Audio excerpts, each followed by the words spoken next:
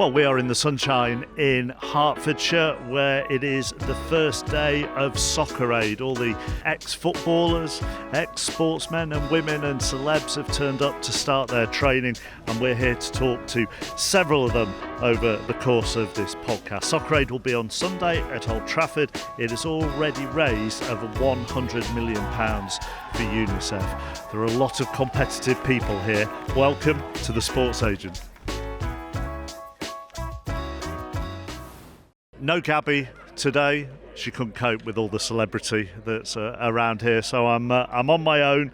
And over the course of this pod, we'll talk about what's going on in the current sporting world, but also why so many of these people are involved with Soccer Aid itself. So during the pod, you will hear from their training at the moment. That's the whistle. You will hear from Jo Hart, Bryan Habana, Jill Scott, Harry Kewell, Leonardo Bonucci, Lennon, Tony Bellew, Jermaine Defoe, Steph Houghton and Jack Wilshere. Jo Hart, welcome to the Sports Agents. Thanks for having me. First time doing this? First time doing this.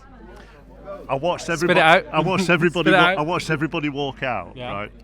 And they're all laughing and chatting and just looking like they're up for fun. Yeah. And you walked out like you were playing in the Champions League final already. Mate. Your chest was puffed out. You were towering over everybody. I'm backs to the wall, and I'm aware that this is not my environment, but it is my environment. So I'm just keeping an eye on things. You're going to take this very seriously, aren't you? How else are you supposed to do it? You're saying this is a joke? No, well, I am a little bit. No, I need to calm down. I do need to calm down. Is that because somebody was saying to me before, when the professionals get involved in this, there is a tendency to try and bring down any celeb who might think that they're quite a good footballer? No, I'm fully focused on me. I don't even want to care about it because I've not been in the game and I'm used to being quite good, and I don't know if I'm any good at the moment, so I'm a little bit worried. You do know that you're good. No, I don't, honestly. I've not played football for so long. I've done a little bit in preparation. I'm zoned in, yeah. I've only got one way of doing things, you know that. No, that's why when I saw you on the list, I was quite surprised, because you do only have one way of doing things, and that is to do it, like, without using a cliche, at 100% and take it very seriously. Yeah, I'm going for it. But I think it's only the right thing to do. It's an amazing event, and I think it will only be better if we're taking it serious, and there's the camaraderie and then there's the competition. I think it just adds to it. What's it going to be like being managed by Tyson Fury? I honestly don't know. What's it going to be like being managed by Wazza, first and foremost? So I've got to see him as a manager, which I'm sure he's a brilliant one, and I'm sure he can change his tone. But Tyson Fury, a genuine someone I look up to massively. So I'm delighted to meet him, really. And Harry Redknapp. I've never worked with him either. Have you not? No. Have you? But never really had any dealings? Never had any dealings apart from just crossing paths as oppositions, that's it. Let me ask you some serious football stuff about what's going on at the moment. What do you make of City's transfer business? Aggressive, awesome. A lot of people, we talked obviously through the year, and all right, they've had a bad year, but like the team and the ownership have constantly been able to evolve and constantly been able to move forward. And maybe they needed that, a little bit of a shake-up. They've got new ideas, new plans, some amazing new signings. Really fresh. I'm looking forward to it. I'm not trying to take the mick here, but I read an article today that likened it to the summer that when you actually left City, and that when they were ruthless that summer, weren't they? Oh yeah, they were. Yeah, they were, mate. Yeah. But in how they moved so many people on, and in 2 transfer windows, basically rejigged average age of the squad. The profiles of people in different positions. They think couldn't do certain positions, they got rid of them as well. Well, yeah, but that was the perception from the outside. No, but the serious point is, when they make the move, and they have done in the last 2 transfer windows, they are ruthless. No, 100%, and they give the keys to the castle to the manager. I felt that. He came in, and he felt like he needed things to do, and I'd imagine a lot of people would have wanted Kevin to stay. Of course, Kevin's a brilliant player. He's made a decision that he wants him out. He wants other players out. He wants new people in. He wants new coaches in. He's the boss. That's what he does. He's been proven right many times, and they back him. You going to keep a clean sheet? I'm going to try. Don't do that. No, I'm going to try. I bet you will. I'm going to try. All right, go on. Go and train. Thank you. Jermaine Defoe, my man. Oh yeah, how are you? Yeah, good mate. You? Yeah, I'm good, thank you. Have Lovely. you done this before? I think it's my third one. Third one? No. Fourth. Fourth? Yeah, fourth. Right. It's my fourth, yeah. What are they? 1-2, lost one. And then this so one. you actually remember the records of what's happened? Yeah, this is my fourth. What's good about it for you? just everything, to be honest. I mean, obviously, Soccer Aid and, raising as much money as you can for all the, kids around the world. But I think aside from that, meeting some new faces, meeting familiar faces and all that sort of stuff, it's just the whole thing. It's just amazing to be involved in. There are new, like even sort of like we were talking to Harry Kewell before, Yeah. even the older Yeah. are playing for the first time and are coming back and playing. There's a lot this year. I think there's a lot that have obviously not played before. So yeah, I mean, they seem like they're looking forward to it. I don't think they realise how actually competitive it gets. It's not when that whistle goes, it's like, so my first year I couldn't believe it. I was like, wow, I thought it was just like have a little kick around now, but it's competitive. But yeah, just the whole thing is amazing. Do you still play? Yeah, I still have a little kick around. Yeah. I do a lot on my bike, still try and keep myself fit.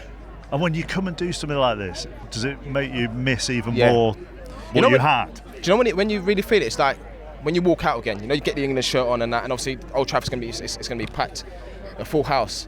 So you sort of like you get that feel again. You get the buzz back. But it's just amazing to be involved. Looking forward to the game, and hopefully we'll win again. Who's the best non-footballer that you've either played with or played against in these things? I love Tom Grennan. Yeah. Tom, my boy. Yeah. Amazing. Of course, Usain Bolt. But he thinks he should be a footballer. Yeah. But yeah, he's got a bit in that. But yeah, I like Tom, man. Tom's alright. He's got a bit. Let me ask you some stuff about current football then. What do you make of what's gone on at your former club, Tottenham? There's been a lot in there, to be honest. I mean, I get asked this question all the time, to be fair. When I leave the house, people come up to me, do you think Ange should, obviously before he lost his job, should he stay or should he go? I think it's been a disappointing season. I think it's probably fair me saying that. I think everyone would sort of like say the same. I think obviously before the final, there was a lot of noise around the clubs in terms of, what's going to happen with the manager. You're losing 22 league games. But then winning the European trophy, 17 years without winning anything, and that. So yeah, I can imagine. I imagine it's mixed. I can imagine there's a lot of fans that probably thought, he didn't deserve to go. And you can understand both points of view, can't you? Really, it's one of those. Not far off a unique situation where you can understand what both people are saying. Yeah, but obviously, Daniel obviously made his mind up. I think it's about when you take out the emotional side, obviously winning a trophy. But at the same time, I don't think you can forget about domestically losing 22 league games, and obviously for me, that transition from playing, hopefully want to become a coach or a manager. You never want to see managers get sacked in that, but of course I think it was inevitable with how the form went in the league. Jo Hart is taking this really seriously. So in warm up and in your practices, can you just smash it? He's had a new haircut. I've been watching his Instagram. He's been on a bike. He's been doing all sorts. I know. Smash a few past him in practice, just to wind him up a bit. I will, don't worry. Right, go on, enjoy. Yes, chaps. Cheers, see you later. Aaron, Harry, thank you very much for joining us. Do you take this? Is this how many times have you done this? Man, this is my first time. I'm actually getting nervous being around here, meeting everybody, and it's quite a lot to take in, especially on the first day. Do you feel like you have to prove yourself? I hope not. Look, I'll feel more comfortable on the game day. Yeah, I feel more comfortable actually walking out there where everyone goes, it's a theatre of dreams, and that's where my dreams come true, out there. So I'll be more relaxed out there. Well, you'll be welcomed with open arms at the Theatre of Dreams as a former Liverpool and Leeds winger. Yeah, sure. I'm sure. Everywhere I went, I was loved. Not there, you weren't. I could guarantee. I may have even booed you myself there, to be honest with you. Well, is it your first debut? One? Yeah, right. Debut. And I'm the same as H. Literally. It wasn't for the game, but this week's been a little bit nervous on the car down this morning. I was a little bit nervous, excited, but yeah, a little bit nervous with all this going on. But yeah, I'm really looking forward to it. Do you think there are non-professional footballers here who think they could show you a thing or two? I think you're definitely going to get a little bit of that. Yeah, you're definitely going to get a little bit of that. And you're going to bring them down to size? No, you know what? I think it's best that, look, we're all here for fun and just let them show you what you can do, because you know what? There's a lot of football that gets played around here now, and you never know what someone can do. They could easily surprise you. Well, Jo Hart's taking the opposite view, really. I think he just wants to smash anybody and anything and keep a clean sheet. Well, is he playing out in the field?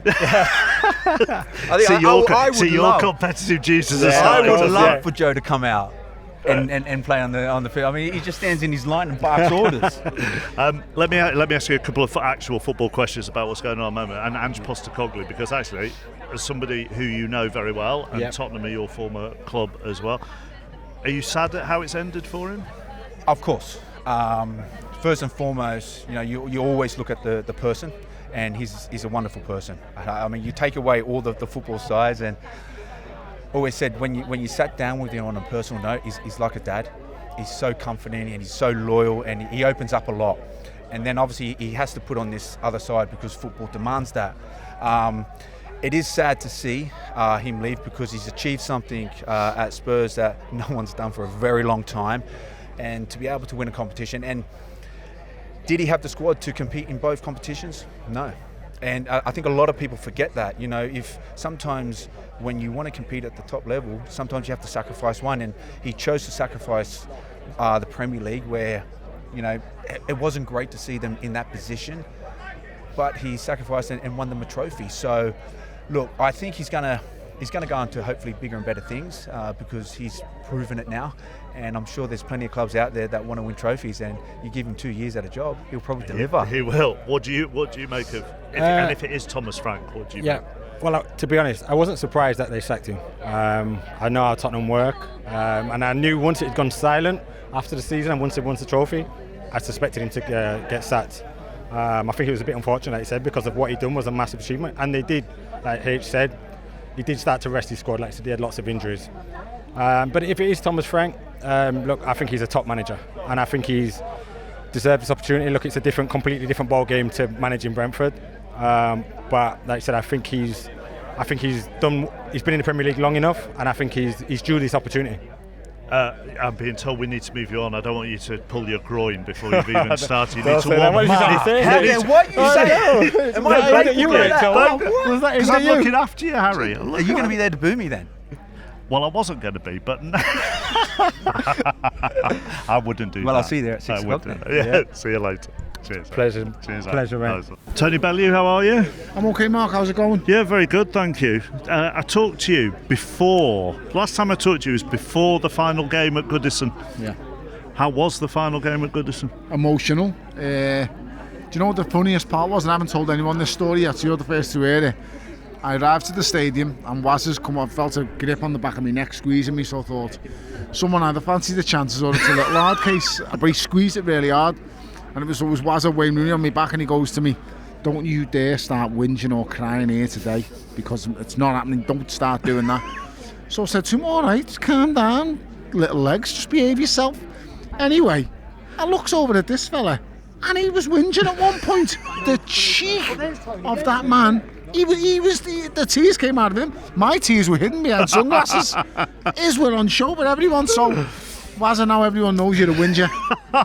It was emotional though, wasn't it? It was emotional. When that violin came out, God, the tears were rolling down my face. So it's so personal to me. I've been going there since I was 10 years old, from most weekends, and then the most special and most glorious moment of my whole, got to word this correctly, I can't say life because I've been married and I've got 4 kids, but the most glorious moment of my whole life happened at Goodison Park. Sorry, my career. I meant life, but career. Sorry, career. Happened at Goodison Park. So yeah, I have special memories of my own, and then I've also had some very relieving times at that Goodison Park. Is that fight there is amazing, isn't it? Because that's one of those, you know, when you go through life, you think nobody's ever going to be able to take that away from me. Yeah. And that was what that was for you. Yeah, going to the ring, I'm an underdog with all the bookies. Every analyst that picked me to get knocked out and get beat, and it works. I can't lose that night. I believe I defeat anyone that night. The worst possible start ever. I'm cruising the fight in the first. I get my nose broken, dropped at the end of the first round. I get up. I don't remember even anything about the second round. It's gone from my memory. I actually thought I knocked him out in the second round. I was that heavily concussed. I get the job done in the third. My dream scenario at my dream location with my dream belt. When I close my eyes and whenever I think about boxing now, that's what I see. So I've lived my lifelong dream. What's this like, being a competitive sportsman but in another sport? It's very difficult because I expect the best of myself and I expect to win. I expect to do things right. And when I'm not doing things right against seasoned professionals, it's so frustrating. But I'm able now to just laugh at myself sometimes. Can you? I can laugh at myself. So I never used to be, but as I've mellowed, as I've got older, this is what kids do to you. They calm you down and they make you soft, and yeah, that 5-year-old little angel in the house of mine, he's made me soft. So you can allow yourself to enjoy this now? I'll enjoy this. I mean, last time I was here, I was a goalkeeper, which wasn't, I don't advise that to anyone. My son's a goalkeeper for Everton. The more loneliest place on the pitch. You save it, you're supposed to, it goes in, it's your fault. So what are you this time? I'm outfield, and I plan on scoring an absolute cracker. I actually scored a free kick the last ever non-professional game at Goodison Park. Right. 89th minute. Took the ball off a professional footballer in Stamp Subs. Told him I've got this in the locker. Only bent it into the far top corner. It's on my social media for those who can't picture it. The evidence is there. Bent it into the far top corner. So the same on Sunday. I think Soccer Aid have seen that and they're expecting similar. And Tyson Fury in the opposition technical area. I've got a big rival here. So this should make great news. Cannot wait. Lovely to see you, big man. Always a All pleasure. Right, take care, Thanks, Tony. John. See you later. Brian, thank you very much for joining us. Why are you doing it? Charity. It's definitely not because I have soccer skills. Did you ever play as a kid? I did it. Actually named after Bryan Robson and Gary Bailey. So grew up wanting to be the next South African export into the Premiership. And then the 1995 Rugby World Cup happened. Life got changed, pretty simply. Do you know what? I never knew. Oh, you named after Bryan Robson and Gary Bailey. So that makes going to the Theatre of Dreams this coming Sunday. Oh, my word. Yes, raising money, but again, a dream come true for a young Manchester United fan who will live on the 99 treble for the rest of his life. Bryan Robson was my boyhood hero, my absolute. But the first ever Manchester United game I went to watch as a kid, he signed on the pitch for United that day. That's brilliant. Well done. And Gary Bailey was the first person I can remember watching on Match of the Day saving a penalty. Yeah. So that wow. South African is imminent. So so Brian with a Y, pretty special. Yeah, it's very it's special. Not very common, but take it. You know, there are quite a lot of expectations on you for this on Sunday. You are aware of that? I know that, and I don't know how to dispel those expectations. I've sort of been subliminally just trying to put messages in. I've been absolutely horrible since retiring 8 years ago. And people are like, oh, you raced the cheetah, mate. I'm like, it's like 20 years ago. I can't even race my 6-year-old at the minute. No knees, no meniscus in the cartilage. So yeah, the expectations are, I did really put in a request when I got offered the opportunity to play in what is really an incredible match that raises a lot of money, creates a lot of awareness for the phenomenal work that UNICEF is doing around the world. But I did put in a request to be goalkeeper. It was vehemently denied. I don't know why. I mean, do you know what position you're going to play yet? Have they told you? I don't. That's what I'm worried about. Everyone's like, yeah, play wing, chip it over the last line defense and run. I'm like, that's not sprint. I'm like, what is the sprint? April sprint? April sprint? What is that? How fast can you run then now? Do you have any? No, I honestly don't know. I really have been poor. I think there's a bit of a mental block, bit of laziness. Life's got busy, so I'm making a lot of excuses. I went for a run in New York about 6.5 weeks ago. Really? It was very disappointing. Was it? I didn't go for a sprint. Yeah. I went for a run, which became a walk over 35 odd minutes. And I did promise myself I'm going to continue this training up until Soccer Aid on the 15th of June because I want to put my best foot forward. Let's just say I'll have 2 left feet tomorrow. But there is, isn't there, Brian? There is, because Tony Bellew was saying this. You're a competitive sportsman, but not in this sport. No. So that creates a real dilemma for you. It does create it. And also, I'm also a dad. So I've had a number of dad races. Yeah. And you sort of look at that, and everyone's got these expectations. And when you sort of rock up, and we saw Shelley-Ann Fraser-Price, like, oh my God, 40 meters ahead of the other moms. And I'm like, people were expecting that of me, and that's not going to happen. Have you done the dad races? Have you? No. It's everything to lose. Yeah, everything to lose, nothing to gain. And then you look at the disappointment in your 6-year-old's eyes, and you're like, I know. Who are you looking forward to playing with or against? Anybody? I mean, I think each and every individual doing this charity game, being here, putting in effort voluntarily to raise funds, yes, but raising awareness about the phenomenal global work that UNICEF is doing. I must say, the likes of a Wayne Rooney that might not play but be in the environment, Carlos Tevez, that Tevez was at Manchester United, Peter Schmeichel. I mean, sort of that 99. So he's not playing, but he'll be coaching. And then you got the likes of Vladimir Vidic, Trezeguet, and then playing against guys that you just how is it even possible? Like when Shane Horgan did phone me, I was like, Hogs, I mean, this is almost like a childhood dream. Going to the Theatre of Dreams, it's pretty special. And I think just to see the enthusiasm of each and every person, the coming together of global sporting celebrity entertainer icons, it's pretty special. So I'm really hoping I can get through at least 45 minutes. And if there is a penalty shootout, I'm hoping I'm not in the top 5. Oh, come on, you want to take one, Brian. Come on. No, I did get this penalty at Old Trafford. Come on. Crossbar challenge on the second go. Right. Penalty at Old Trafford. That would be special. Yeah. But also, I'm very wary that Usain Bolt ruptured his Achilles last year. Very wary. So it's almost that warm up properly, give it your best shot, and because it's rolling subs, hopefully at some point I'll be able to get my breath back. But yeah, it's going to be a. But you have to. If there's a penalty shootout, you no. can't miss that opportunity. I don't know. I don't even know how the rules. I think we can pretty have a leveling discussion of if there was a penalty shootout, who goes. But yeah, it's just such a privilege and honor to be a part of this game. I'm really. It's like being a kid at Christmas. I can tell. I can see how excited you are. I'm the first African rugby player to ever do so, and just to think of what the outcome of this is, the awareness being raised. I mean, we saw Sam Thompson last week, over £1.5 million raised in, again, something where he tore his calf day one and just continued. And the end goal was not about finishing, delivering the ball. The end goal was about raising money. And I think everyone here over the course of the next few days is really contributing to that. And I mean, as a South African, the sun is shining. I was a bit worried coming up to the Northern Hemisphere. I was like, I've just left Cape Town. I'm not experiencing spring or summer here. And now, after a bit of rain in this first session of the day, the sun has come out, which I think can be on Camps Bay in December. Pretty special. With a few celebrities, not too bad again. Good. Listen, you're going to enjoy it. I'm so pleased at how excited you are. Very quickly, Lions down under this summer. Yeah. What do you make of it? Phenomenal squad that Andy Farrell has been able to select. I think Australia a year and a half ago, everyone was probably doubting whether they'd be competitive. But just now, so they got one team in the Super Rugby semi-final, which is really good. Some good name players, and Joe Smith's been able to galvanise what was a very broken Australian rugby union setup. So under the guidance of Phil Wall, who came in as CEO, you almost feel there's a coming together that hopefully instills a sense of belief that I think for the game and for the series, you almost hope it would be Australia win first up and then the Lions have to come back.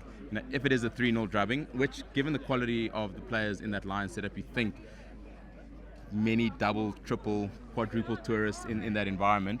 So is there a possibility that they can go on and do something special and create another legacy for the Lions? 100%. But Australia will know that they're being written off, and under Joe Smith, they've got a real chance to bring that self-belief in together and almost turn the tables and surprise a few people, which for the series would be phenomenal. Yeah, I mean, from our point of view, we never want the Aussies to win anything at all. But not even the World Test Championship cricket happening at the minute. I mean, give us a chance. Come on. Put Kagiso Rabada into bowl, bat, and do everything else. Lovely to see you. Thank you very much, Go well. Enjoy. What size are you? I'm a size 10, Jill Scott and Leonardo Bonucci. Yeah. What are you? An 8. Right. Yeah. What are you? 10. Do you want his boots? I do, I see. They're really nice boots, those actually, aren't they? Come and have a kickabout. No chance. My kickabout days are longer. They're very soft, though, aren't they? Yeah, they're soft. Yeah. Very soft. Have they must have got softer both through both your careers. I need it. You need tougher boots to kick people. No, I need soft. Soft. Yeah, really? Because I need to be faster than the strikers. Yeah. So.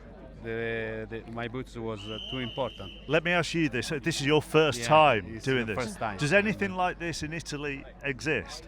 No, nothing. Not like this. Nothing like this. It's.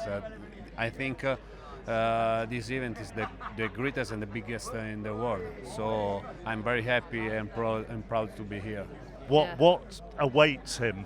Oh, it's just crazy. I think when you say nothing exists in Italy, I don't think anything exists like this in the world. It's just so many different personalities here, from music, TV, football, but yeah, it's just such it's fun. That is the main thing. It is fun, but I think as ex-footballers, when you go to play the game, it's hard to take it as fun because you want to win. You want to win, which is hard. How nervous were you the first year you did it? Yeah, very nervous. To be honest, my first year I did it was probably my worst performance, and I'd just retired, so I think I was overthinking it. But I think now I just come and have a laugh, and yeah. Right. She's nervous because the last time that I played against England was for the final in Euro 2021. Yes. I can't believe scored, you brought I that scored up. it. Yeah. I scored also. He's gone early. He's gone early. What time's training? That must have been a very special night for you. Yeah, was unbelievable because we win the cup also, but also because I scored 2 goals, one in the 90 minutes and one penalty. and for us was the best night in the history. When you walked up to take that penalty, can you remember how you were feeling? Nothing. Nothing.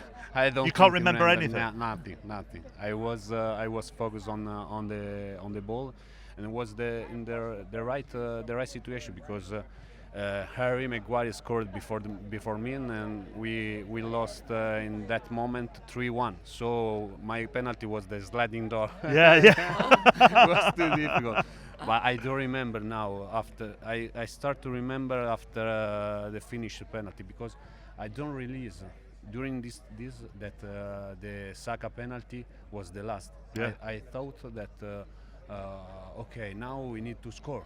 No, it was over. Yeah. You really were in the zone on that. What do you make of the build-up to the Lionesses, by the way, at the moment? It's a bit strange, isn't it? I think because we're obviously missing 3 big players now. Mary Earps and Frank Kirby have retired from international football, and then Millie Bright isn't available. But do you know what? It still excites us when that squad list come out and you see Chloe Kelly, Beth Mead, Alessia Russo, Leah Williamson, Kira Walsh. There's a very, very good squad, and I think we both know playing in tournaments, the squad strength and depth is the biggest thing. Do you think there's still enough experience there without those 3 who have all chosen to call time on this tournament for differing reasons? Yeah, I think so. I think you've got the likes of Lucy Bronze. I think even players like Leah Williamson, Kira Walsh, I still think of them as being young players, but they've now got over 50 caps for England, so they're going to be the players that'll step up and kind of do that more experienced role, which I suppose was probably the likes of me and Ellen White at the Euros 2022. But yeah, I've got faith in them. Fantastic team, but we all know in a tournament anything can happen. Anything can happen, and I think you can be prepared for everything, but it just takes a sending off or something like that. But I'm excited for the tournament. You just got to time a tournament perfectly, haven't you? Yeah. I think it's the perfect time, and so you need to be focused and in the right situation with yourself because it's very short, and that's the most important things. If you go up for a header together, are you going to get your elbows out just to take revenge for the what? Euros final? I'd like to say no, but I can't help it. No, honestly, I'm so competitive. I know I need to be careful, but yeah. Watch out. Good luck. Steph, Jack, thank you very much for joining us. Nervous? Looking forward to it? No, I'm looking forward. This stuff makes me nervous. The football's all right. What, the chatting? Yeah. No, the skills. Yeah, and the skills and all that. When the crossbar. game starts, it's all right. All right. We're going to win. Yeah, I'm nervous. We got First Steph this time, year. so I know. Well, I was hoping that Jack would be playing, so that's good. Yeah, but I'm the same as Jack. I think when you first come in, it's just so surreal. I know it's just a bit like everything's. There's just been a rush this morning, but yeah, excited. Can't wait for Sunday now. What do you find surreal about it? Just the mix of people, or is there somebody here that you're thinking, oh my God, I think it's a mix of people. Yeah, I find that's like. It's not really anyone in particular, but you're walking around and you see something, you're like, oh my God, I watched him last night on TV or something. So that's the surreal bit for me. Yeah, like James Nelson Joyce, like you just watch the whole season on him and you're just thinking, oh my God, what an amazing actor. He's the main I'm gangster. doing headers with him the next time. I was watching that. And I was thinking, who's Steph doing headers with? And then I'm like, oh my God, it's the main gangster out the city. It's ours. I know, and he's nice to him. He's just not like his character. So yeah, it's a bit surreal in that sense. But actually, I've just had that here before you two. Like Leonardo Bonucci was here. Man, what a player. Bloody hell, it's Leonardo. What the hell? Yeah, but you say that, but like that is not as weird because he's a footballer. You know what I mean? Like, he's in our world a little bit. So I agree with Steph. It's the other ones. How competitive do you think you're going to be? So Jill Scott was talking about elbowing Bonucci. Well, if they went up for a header, so. I thought about that with Carlos Tevez, to be honest. I'm like, how am I going to stop him? I'm going to have to probably take him out or something. But yeah, I think we'll be competitive. No, it is competitive. It is. Like, this is all fun, and probably Friday, Saturday, you start to see a little bit of a change where people start like hiding maybe a few tactics or something, but definitely will be competitive. Speaking of this real stuff, you'll get your sort of team talk and everything from Tyson Fury. Yeah, that's rad. We better do what he says, to be honest. That's all I'm thinking. Yeah, last year we had Frank Lampard. Yeah. So it was normal, like he was a football guy. Now it's Tyson I'd love to know what he's Wazza. going to Don't say. forget Wazza. Yeah, Tyson and Wazza. I mean, there's a combination of You're not saying no to them, are you? Let me ask you both about the current setup with England men's and women's. It's a bit odd what's going on with the women at the moment, isn't it? Yeah, it's not perfect kind of preparation ahead of a big tournament where we're expected to go and do well. But I think you look at the squad, there's still so many quality players, and yeah, of course you're going to be missing experience, but it's a chance for other people to step up. And you've got girls in there that won it in Euro 22, and they know what it takes to win. So hopefully the girls can do well. I think it's harder for them this time with the expectations and being defending champions and being there to be shot at. Yeah, because I think even preparation going into this, it's been a little bit up and down. It's not been as consistent as it was maybe 2 years ago, but I think there's always that extra pressure when you've won already. I think that's probably why the best are the best, because they can win again and they can win again, and that mentality is a bit scary. But yeah, it's going to be tough. The likes of Spain and Germany are really good sides, but yeah, I just want it to be competitive for everybody back home, really. The men seem to be searching for the right tactics, don't they, really? Yeah. And the thing with that is, he hasn't got that long before the actual tournament in a year's time. Yeah, but I think he'll be more than comfortable with the time he's got and what he's trying to do. I don't mind it, to be honest, Mark, because like how many times have we as a nation just sailed through the qualification, which is fine, and we never try anything different. We try the same way. He's trying something different, and what he's probably getting is a lot of answers. And listen, I've got a lot of faith in him. I think I was probably one of them that was crying out for that we got in a top manager who can get us over the line, and I think he is that guy. How are you? What are your plans? Yeah, I'm okay. I've obviously I was at Norwich for 6-7 months. Yeah. Got to experience taking the team for 2 games, which I loved, and it just. Obviously, is that definitely cemented in exactly, yeah, and then I didn't get the opportunity, and I completely understood that. It's a big moment for the club. They got in a really good coach in Liam Manning, who I think will be really good for them. But it was just time for me to leave and try and look to become a head coach. It's competitive, isn't it? Wow, I mean, I was saying that before. Like, there's so many coaches. There's coaches that are sat at home on their armchair with loads of experience, waiting for a job. So it is competitive, and you have to be willing, I think, to step out of your comfort zone and try something just to get and that comfort zone could be a level, it could be a country. Yeah, I think so. Yeah. I think you have to be open, and you know, when I look at head coaches that are at the top now, and someone like Graham Potter, for example, he went over to Sweden and spent years over there learning, and that's the journey that I'm on. I was obviously with the 18s, and I wanted to do that because it's a different skill set. You have to learn so many things, and I'm still on that journey, but now I feel like I'm ready to be a head coach. Lovely to have you both here. Go back to your headers with your celebs. Yeah, go and practice now. The Sports Agents with Gabby Logan and Mark Chapman.